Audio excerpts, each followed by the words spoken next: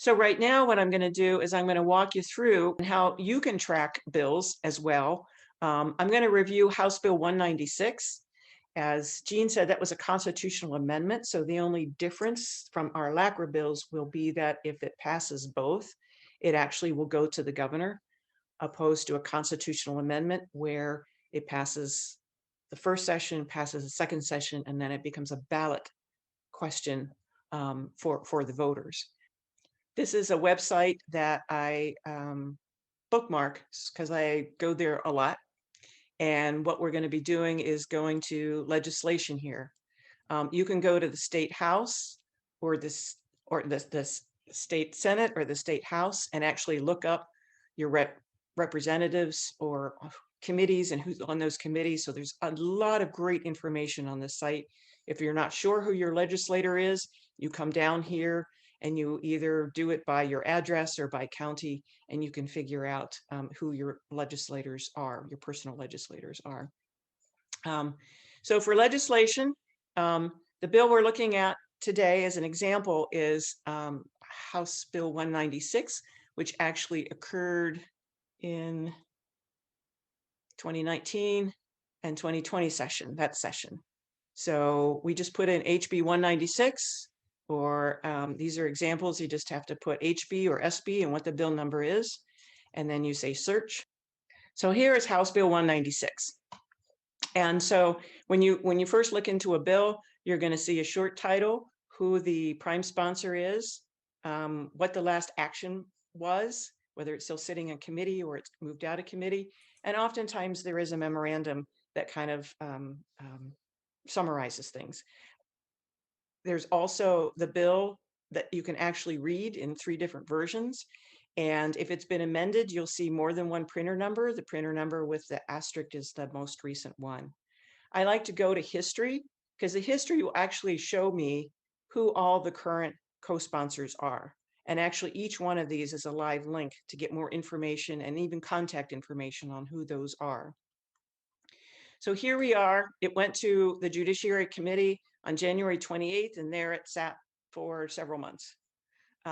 It was reported out on the 30th, and as in first consideration, it always moves to the table, and it came off 6 days later, and it was sent to appropriations. He came out of appropriations on one day, so at this point it's moving very quickly. It was laid on the table, it was removed from the table, it was laid on the table, it was removed from the table. I'm not a table expert as to why all this happens, but on third consideration and final passage, it did pass 102 to 95, and you'll notice that was just one vote shy of not passing. The things I like are the journal entries, so you can actually see who said what on the floor. Those are actual transcripts. So that was December 18th. It went into the Senate State Government Committee, and there it sat for months. And then all of a sudden, why we need these notifications is that it was reported out of committee. It had its first consideration on one day, second day, the very next day, second consideration, and went into appropriations. It came out of appropriations. The third day, it had its third consideration and final passage. Again, you will notice here, it passed by just one vote, one less vote, and this would have been a failed bill.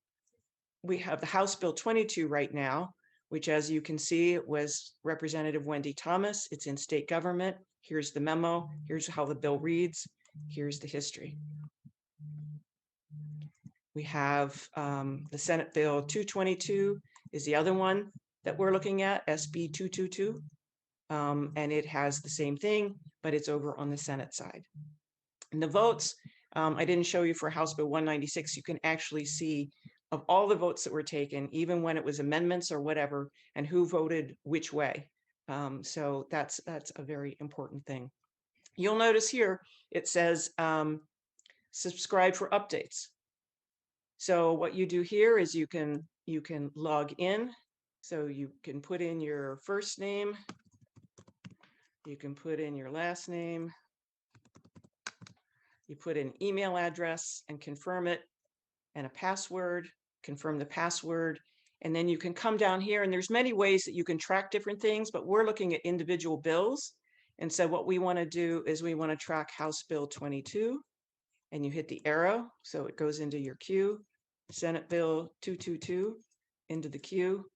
And because House Bill 38 for judicial districts can come up again, I want to make sure that I'm tracking that, and then you hit save.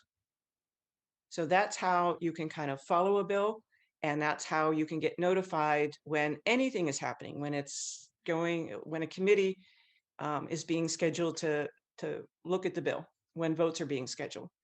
So this is a very important thing because things come up very, very quickly.